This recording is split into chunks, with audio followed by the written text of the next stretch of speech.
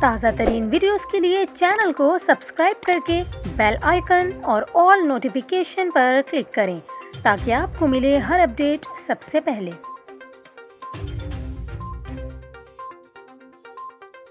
اور یہاں پر آپ کو خبر دیں، کراچی، پشاور اور کوئٹہ سمیت مختلف شہروں میں بجلی کی غیر اعلانیہ لوڈ شیڈنگ کا سلسلہ تھم نہ سکا۔